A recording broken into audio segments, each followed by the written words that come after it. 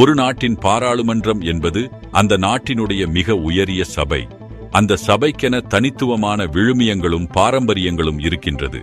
இதை யாராக இருந்தாலும் மீறுவதோ அல்லது அதில் மாற்றம் கொண்டுவர முயற்சிப்பதோ நடைமுறைக்கு சாத்தியமில்லாத ஒரு விடயமாகும். இது இலங்கைக்கும் பொருந்தும். அந்த அடிப்படையில் நேற்று 21 10வது பாராளுமன்றத்தின் முதல் கூட்டத்தொடர் கூடியபோது சுயேட்சை குழுவின் சார்பிலே வெற்றி பெற்று பாராளுமன்றத்துக்கு தெரிவான ராமநாதன் அர்ச்சுனா நடந்து கொண்ட விதங்கள் அவர் பாராளுமன்ற பாரம்பரியங்களையும் விழுமியங்களையும் தெரியாதவராக இருக்கின்றார் என்பதோடு அவற்றை சட்டை செய்யாதவராகவும் அதை பற்றி கவலைப்படாதவராகவும் இருக்கின்றார் என்பது அவர் எந்த அளவிற்கு ஒரு பாராளுமன்ற உறுப்பினராக இருப்பதற்கு பொருத்தமானவர் என்ற கேள்வியை எழுப்பி நிற்கின்றது. பாராளுமன்றத்தில் எதிர்க்கட்சி தலைவரின் ஆசனத்தில் ஒருவர் அமர்ந்திருப்பது என்பது சம்பிரதாயங்களுக்கு விரோதமானது. அந்த ஆசனத்தில் எதிர்க்கட்சி தலைவரை தவிர வேறு யாரும் அமர முடியாது. இதை விளங்கிக் கொள்ள முடியாத அர்ச்சுனாவால் எவ்வாறு பாராளுமன்றத்தில் ஏனைய விடயங்களை சரியாக செய்ய முடியும் என்பது இன்று பலருடைய கவனத்திற்கு வந்திருக்கின்ற ஒரு விடயமாகும். தனி ஒருவராக பாராளுமன்றத்திற்கு சுயேட்சை குழு சார்பில் வந்திருக்கின்ற அர்ச்சுனாவிற்கு அவரின் குழுவின் சார்பிலே பல்வேறு அனுகூலங்கள் இருக்கின்றன என்பது உண்மை. அவர் பாராளுமன்ற விவாதங்களில் கலந்து கொள்ள முடியும். அவருக்கான நேரம் ஒதுக்கப்படும் அனைத்து விவாதங்களிலும் பல்வேறு மட்ட கூட்டங்களில் கலந்து கொள்ள முடியும் என்பது உண்மையான விடயம். இதை தவிர பாராளுமன்றத்தில் அவர் விசேடமானவர் அல்ல. அவரும் ஏனையோரைப் போல ஒரு பாராளுமன்ற உறுப்பினர்தான். பாராளுமன்றத்திற்கு ஒருவர் தெரிவு செய்யப்படுகின்ற பொழுது அவர் தன்னை தெரிவு செய்த மக்கள் அல்லது தான் சார்ந்த சமூக குழுக்களின் பிரதிநிதியாகத்தான் சபை அமர்வுகளில் கலந்து கொள்ளுகிறாரே தவிர தன்னுடைய தனிப்பட்ட நிலைப்பாட்டிலிருந்து கலந்து கொள்ளுகிறவர் அல்ல. ஆனால் அர்ச்சுனாவினுடைய செயற்பாடுகளை பார்க்கின்ற பொழுது அவர் தன்னை தெரிவு செய்த மக்களுடைய கௌரவத்தையோ அல்லது அவர்களுடைய அபிலாசைகளையோ கவனத்தில் கொள்ளாதவராகவும் பாராளுமன்றத்திற்கு என இருக்கின்ற கௌரவத்தையும் மாண்புகளை புரிந்து கொள்ள முடியாதவராகவும் இருக்கின்றார் என்பது தெளிவாக தெரிகின்றது.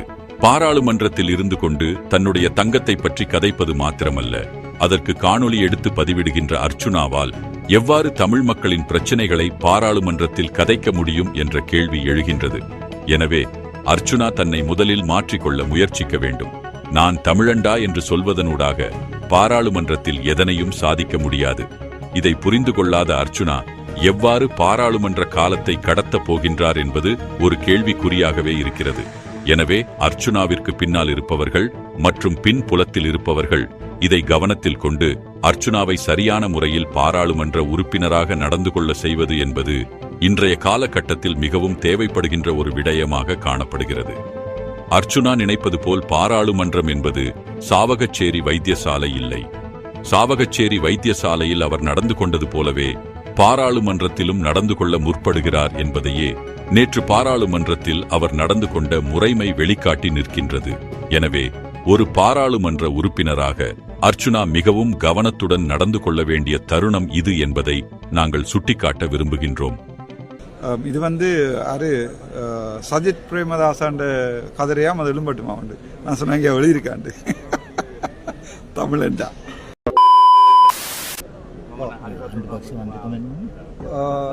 කොයිවත් ලියලා නැහැ.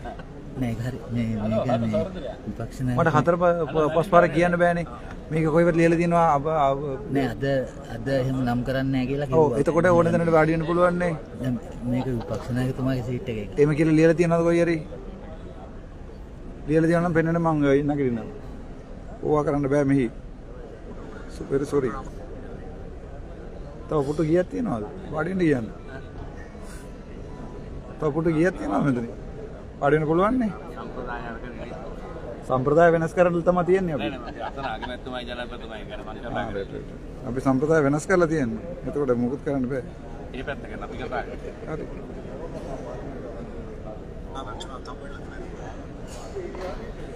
හේතුව කියන්නකො මම නැගිටින්න ඕනේ හේතුව කියන්නකො.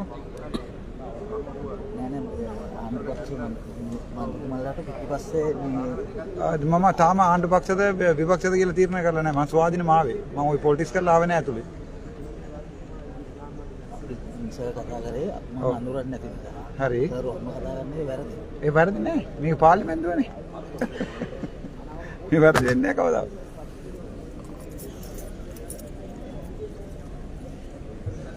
මේක කොහෙර ලියලා තියනවාද මේක මේ විපක්ෂ නායකයට කියලා? ලියලා තිබ්බොත් අපි නැගිටිනවා. ලියලා තියෙනවද? නෑනේ. පුටු කීයක් තියනවද කියලා වාඩි වෙන්න කියන්නේ.